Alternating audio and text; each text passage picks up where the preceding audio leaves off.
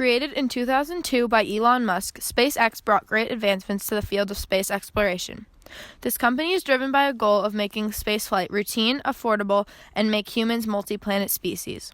To achieve these goals, they have created reusable rockets like the Falcon 9 and Falcon Heavy. Due to its reusability, the Falcon 9 will only cost approximately $57 to $62 million to launch, less than $2,500 per pound. This cost is significantly less than what other U.S. companies like NASA charge. Technology entrepreneur, investor, and engineer Elon Musk added SpaceX to his growing list of companies in 2002. Before SpaceX, Musk made his first statement in the business world as co-founder of PayPal. From then on, his influence and power has grown as he has started new companies and projects such as Tesla along the way. SpaceX is just one of his many responsibilities, but it is very important to him as he sees a great future in space travel. Elon Musk created SpaceX with the ambitious goals of reducing the cost of access to space, improving reliability, and eventually helping to place humans on Mars. SpaceX designed and built the Falcon 1 as its first rocket due to its minimal size and complexity to reduce financial risk if the project was unsuccessful. It stands 70 feet tall with a diameter of 5.5 feet. The Falcon 1 is capable of placing a 1,400-pound payload into low Earth orbit, usually a small satellite. When NASA called for a spacecraft capable of delivering supplies to the International Space Station, SpaceX proposed Dragon, a spacecraft already undergoing private development. SpaceX brought the Falcon 9 into production along with Dragon, as this new generation of the Falcon rocket would boost Dragon into orbit. The Falcon Heavy provides a cost of roughly $1,300 per kilogram of payload, while the Space Shuttle costs approximately $60,000 per kilogram. Following two unsuccessful launch attempts, Falcon 1's third attempt to launch was made on the 25th of March, 2006.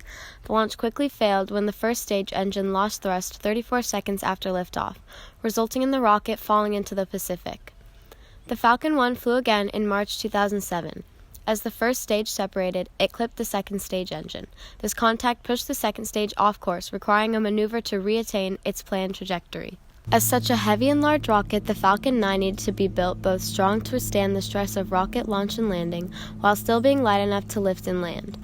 After many broken landing legs, valves, and other mission-critical failures to both hardware and software, the aerospace engineers at SpaceX have redefined the Falcon 9 to be as safe as possible. Pretty much everyone that I've worked with and that I've talked to are very motivated individuals. They're very dedicated to the mission at hand, and they want to do their best work because they we all really love what we do.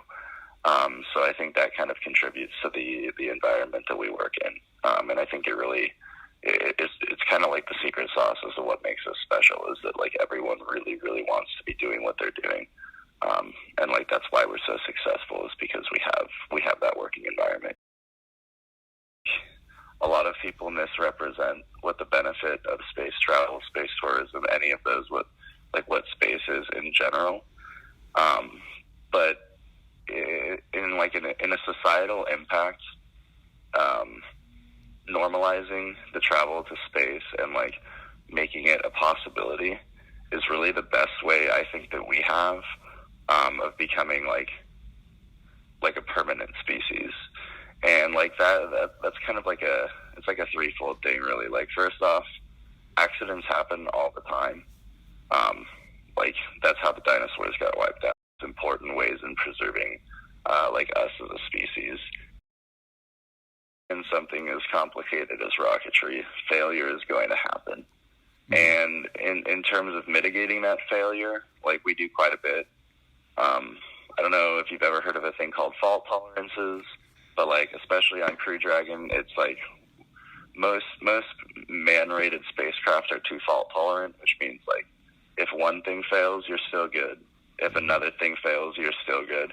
If a third thing fails, you're probably not okay. Mm-hmm. And that mitigates pretty much that is our main focus on mitigating problems is being too fault tolerant on all fronts, especially on Crew Dragon program.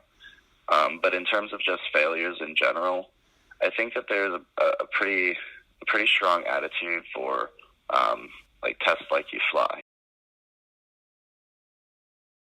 Man, that's always a tough question. I believe Elon has us on Mars within 20 years. Whether that's like doable or not is yet to be seen.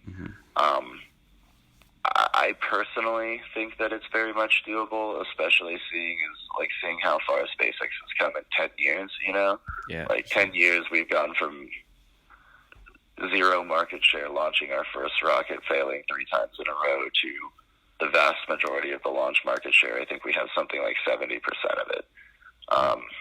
And we're looking forward to the future, So I think in terms of whether or not it's doable, I think as long as we maintain dedicated to the mission and understand the risks involved and do our due diligence, I think it's very much possible. As SpaceX continues to innovate and improve the technology in the space industry, it marks a new step for humanity. The Falcon rocket is just a step in the plan to expand space travel, exploration, and even colonization. As the human race makes this leap, it shows promise to help overpopulation and push the bounds of the conceptualization of our surroundings and origins as we know them. These benefits do not come without risks of failure that are not yet known to mankind.